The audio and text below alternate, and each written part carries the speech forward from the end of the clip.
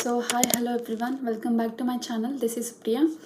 So నేను ఈరోజు ఈ వీడియోలో ఏం మాట్లాడదాం అనుకుంటున్నానంటే, నా యూఎస్ వీసా ఎలా జరిగిందో నేను లాస్ట్ వీడియోలో చెప్పాను. సో ఈ వీడియోలో యూఎస్ వీసా అటెండ్ అయ్యేటప్పుడు ఎలా ప్రిపేర్ అవ్వాలి, లైక్ ఏమేమి క్వశ్చన్స్ అడుగుతారు అనే దానిపైన ఈరోజు వీడియో చేద్దాం అనుకుంటున్నాను. Let's get started.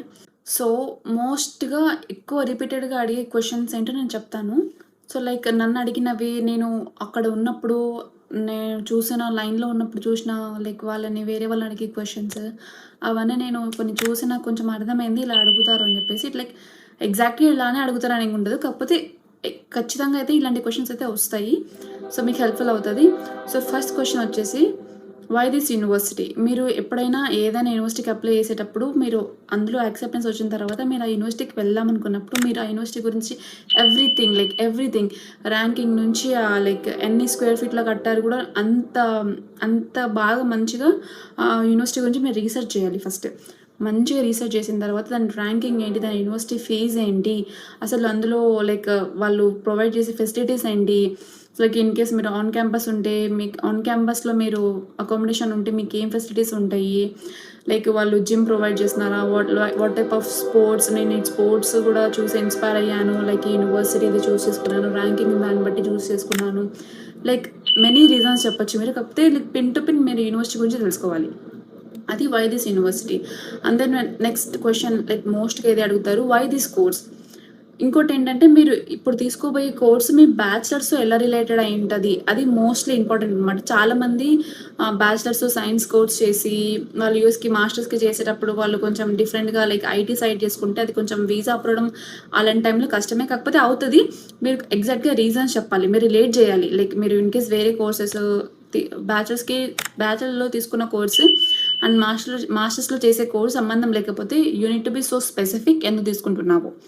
So why this course అన్నప్పుడు నువ్వు బ్యాచిలర్స్ ఎలా రిలేట్ అవుతుంది, నేను దీన్ని చూస్ చేసుకున్నాను, దీంట్లో స్పెసిఫికేషన్ చేద్దాం అనుకుంటున్నాను స్పెషలైజేషన్ లాగా.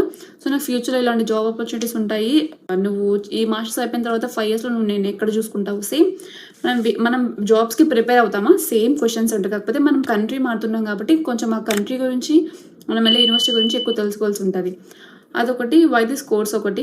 దట్ మీరు జాబ్స్ ఏమేమి వస్తాయి, ఏ రోల్స్లో ఎంతెంత పేమెంట్ కూడా వస్తుంది కూడా మీరు రీసెర్చ్ చేయాలి.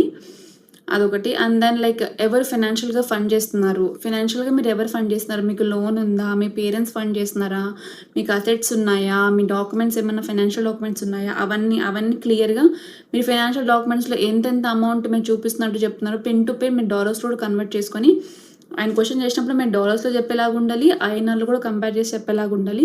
అలా వై లైక్ ఎవరు ఫండ్ చేస్తున్నారు అన్నప్పుడు అంత ఫండ్ చేస్తున్నారు, మొత్తం మీ ఫాదర్ ఏం చేస్తారు, మీ మదర్ ఏం చేస్తారు, మీ ఫ్యామిలీ మెంబర్స్ ఎంతమంది ఉన్నారు అన్న క్వశ్చన్లో ఇవన్నీ వచ్చేస్తాయి.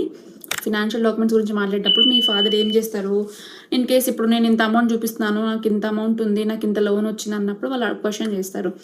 వాళ్ళు ఏ బ్యాంక్ నుంచి వచ్చిందని అడుగుతారు, డిపెండ్స్, చెప్పలేము. ఏ బ్యాంక్స్ నుంచి తీసుకున్నావు లోన్ అని అడుగుతారు. ఇన్ కేస్ పేరెంట్స్ ఫండ్ చేస్తుంటే పేరెంట్స్ ఏం జాబ్ చేస్తారు, మదర్ ఏం చేస్తుంది, మీ ఫ్యామిలీ ఎంతమంది ఉంటారు, ఇవంతా అడుగుతారు.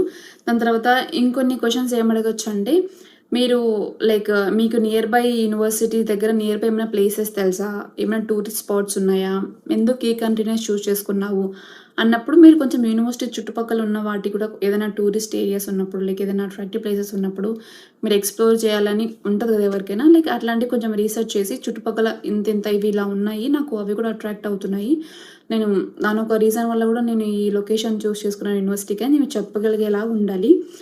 అండ్ మీరు వెళ్ళే కంట్రీ గురించి కూడా రీసెర్చ్ చేయాలి. ఇప్పుడు యూఎస్ అనుకోండి, యూఎస్ క్రైమ్ రేట్ ఎంత, దాంట్లో లైక్ మీరు వెదర్కి ఎలా అడాప్ట్ అవుతారు, అవన్నీ లైక్ అన్నీ చూసుకోవాలి. వేరే కంట్రీతో కంపేర్ చేస్తూ అన్నీ మాట్లాడాలి.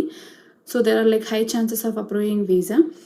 అండ్ దెన్ ఇంకా మోస్ట్లీ ఇవే అడుగుతారు, చెప్పలేము. ఇంకా కొన్నిసార్లు మీరు ఏమైనా కోర్సెస్ చేసినప్పుడు, ఇప్పుడు మీరు ఐటీ సైడ్ ఉన్న వాళ్ళు అనుకోండి, మీరు ఐటీ సైడ్లో ఉన్న వాళ్ళు మాస్టర్స్కి వెళ్ళినప్పుడు, కంప్యూటర్ సైన్స్ అని ఏదైనా మాస్టర్స్ వెళ్ళినప్పుడు మీరు కొన్ని స్పెసిఫికేషన్స్ ఇండియాలో ఉన్నప్పుడు ఏమైనా కోర్సెస్ చేశారా, లైక్ ఏమైనా స్పెసిఫైడ్గా మీ సర్టిఫైడ్కి ఏమైనా కోర్సెస్ తీసుకున్నారా అని కూడా అడుగుతారు. మోస్ట్లీ సర్టిఫైడ్ కోర్సెస్ ఉంటే ఐటీ సైడ్ వాళ్ళకైతే ఇది యూస్ఫుల్ అవుతుంది. సైన్స్ ఫీల్డ్లో వాళ్ళకి ఇవన్నీ సర్టిఫికేషన్స్ అవన్నీ అవసరం లేదు. కానీ ఐటీ సైడ్ బిజినెస్ ఫీల్డ్లో వెళ్ళే వాళ్ళైతే మీరేమైనా లేకపోయినా కోర్సెస్ చేశారని చెప్పేసి అడుగుతారు. ఒకవేళ మీరు కోర్సెస్ చేసి మీ దగ్గర సర్టిఫికేషన్స్ ఉంటే అది ఇంకా మీకు బూస్ట్ అవుతది. మీకు కొంచెం ఇంకా మంచిగా ప్రియారిటీ యాడ్ అవుతది మీ వీసా అప్రూవల్‌కి. అదొకటి. అండ్ దెన్ ఇంకా ఇంకో క్వెషన్ వచ్చేసి మీ ఫ్యామిలీ మెంబర్స్ ఎవరైనా ఉన్నారా యూఎస్‌లో? మీ ఫ్యామిలీ మెంబర్స్ ఎవరైనా గ్రీన్ కార్డ్ హోల్డర్స్ ఉన్నారా? ఎవరైనా ఇంకా లైక్ నీకు ఫ్రెండ్స్ ఉన్నారా?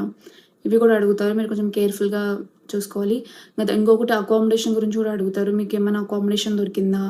అన్నీ అయ్యాయా? అకామిడేషన్ సెట్ అయిందా? అన్నప్పుడు మీరేం చెప్పాలంటే అకామిడేషన్ గురించి మాట్లాడినప్పుడు you should not be so specific.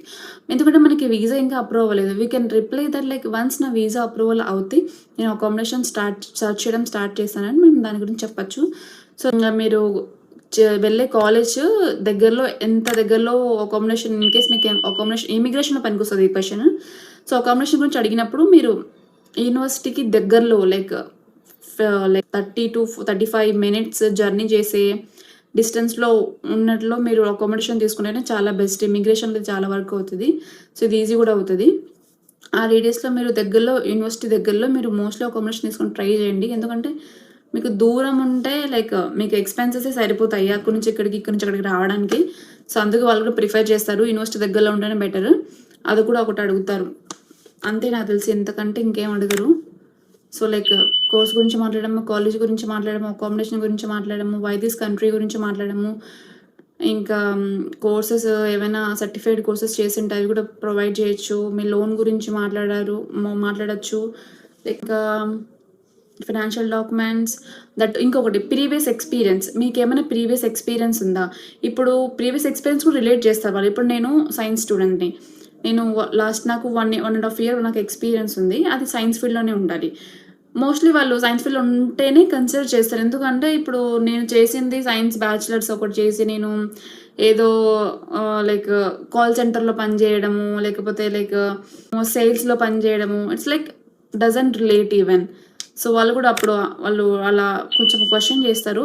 Mostly మీరు జాబ్ చేసింది, మీరు చదువుకున్నది సంబంధించింది ఉంటేనే మీరు మెన్షన్ చేయండి experience. If it is not related to your like bachelors or like something you're going to masters, don't mention in your DS 160 form.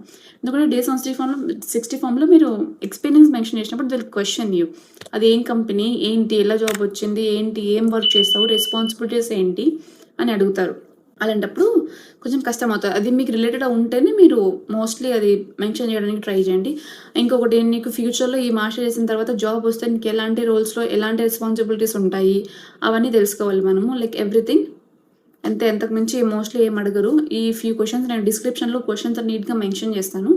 So మీరు లిస్ట్‌లో కూడా నేను ఇంకొన్ని యాడ్ చేస్తాను. అవి లిస్ట్‌లో మీరు చూడండి. So I hope this will help you guys for the newcomers. Thank you so much. Thank you for watching my video. See in the next video. So నెక్స్ట్ వీడియోలో నేను నా యూకే కాలేజ్ ఇంటర్వ్యూ అటెండ్ అయ్యాను. College interview ఎలా చేశాను, నేను ఎలా prepare అయ్యాను, నాకు ఏం క్వెషన్స్ అడిగారు. యూకే వెళ్ళే వాళ్ళకి కూడా నేను ఒక వీడియో చేస్తాను నా university interview experience. See in the next video again. Bye.